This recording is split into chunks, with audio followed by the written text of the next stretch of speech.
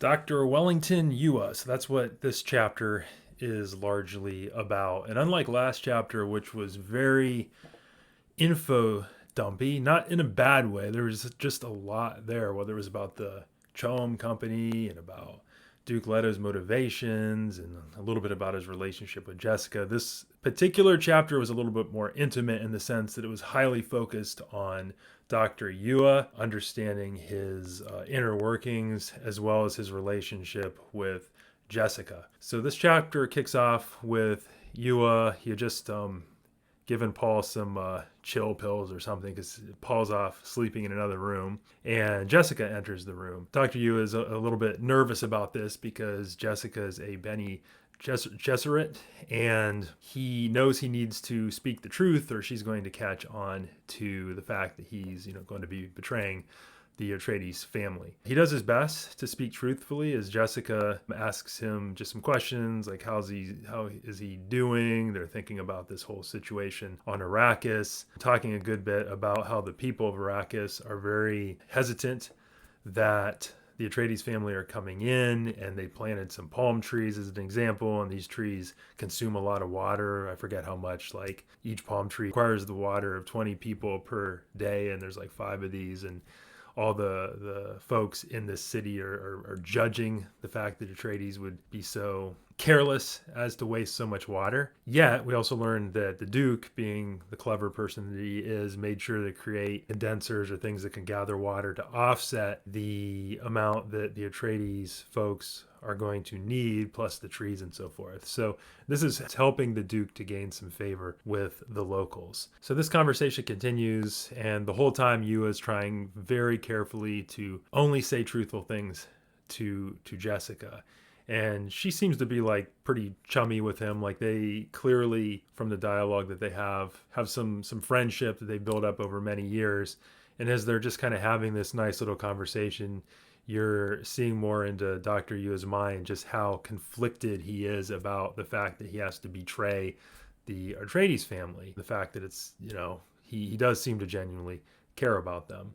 He also sees in Jessica a little bit like characteristics of his own wife, who was also a Bene Gesserit, and it's just causing him even more anxiety.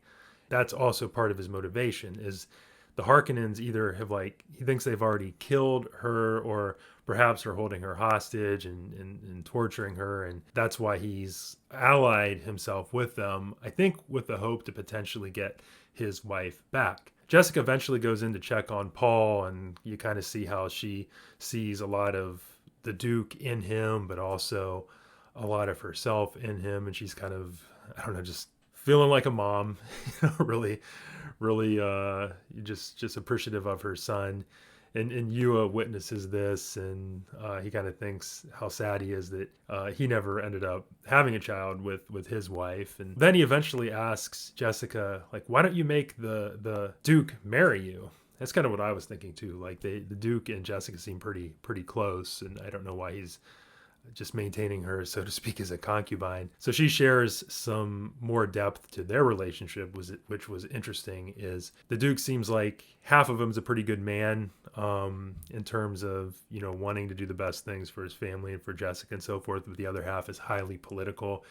And if he keeps open the prospect that he could potentially marry into one of the other families in the universe, then it gives him more leverage. So he's having to balance the two things. And Jessica also says, how could I make him marry me? If I had to make him, that inherently means that, he's being forced to do something, and it would lose its meaning, which I thought was, pretty interesting. It's added a lot of depth to her. And this is all just driving Yua crazy because he's like, oh man, I'm basically, I'm totally betraying my friends.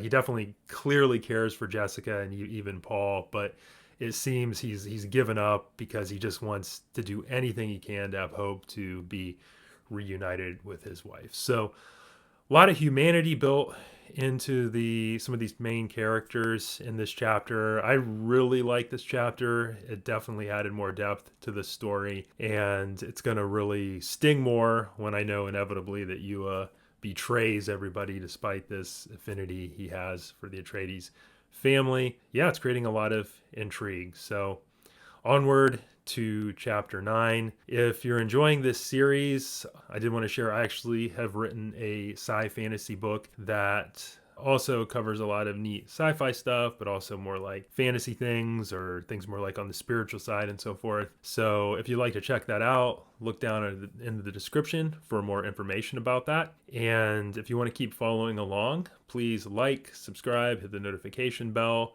and I'll be sharing more soon. Until then, take care. Bye bye.